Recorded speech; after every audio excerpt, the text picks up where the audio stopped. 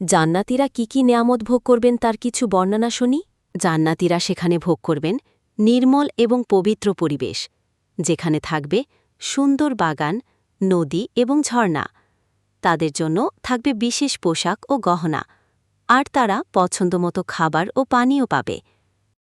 জান্নাতীরা এমন অনেক নিয়ামত ভোগ করবেন, যেখানে থাকবে না মৃত্যু, দুঃখ, কষ্ট, অসুখ বা বয়স।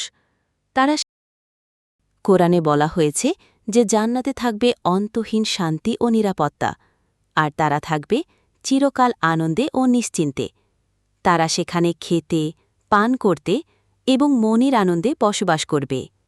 জান্নাতে প্রবেশকারীদের ফেরেশতারা প্রত্যেকটা দরজা দিয়ে এসে সালাম জানাবে, তাদের ধৈর্য ধারণের জন্য তাদের প্রশংসা করবে, আর তাদের জান্নাতে স্থায়ী বসবাসের শুভেচ্ছা জানাবে। এটা খুবই সম্মানজনক এক অভ্যর্থনা।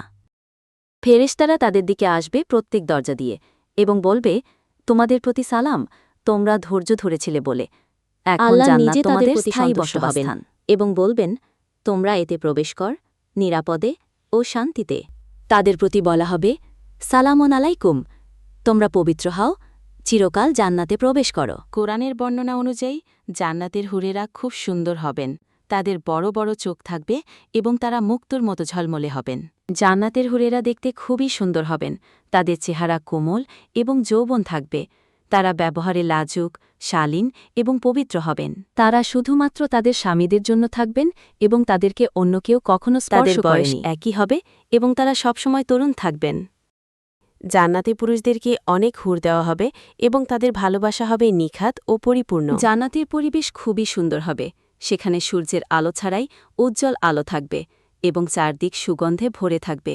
সেখানে মধুর গান শোনা যাবে আর নানা ধরনের বাহনে চড়ে ঘোরাঘুরি করা যাবে। জান্নাতীরা একে অপরের সাথে দেখা করবে এবং গল্পগুজব করবে। জান্নাতীদের জন্য সবচেয়ে বড় নেয়ামত হবে আল্লাহকে দেখা। সেই দিন কিছু মুখ উজ্জ্বল থাকবে এবং তারা তাদের প্রতিপালকের দিকে তাকাবে। নবীজি বলেছেন, পূর্ণিমার চাঁদের মতো স্পষ্টভাবে আল্লাহকে দেখা যাবে। আসুন আমরা সবাই মিলে এমন জীবন করি যাতে আমরাও সেই সুন্দর জান্নাতে যেতে পারি।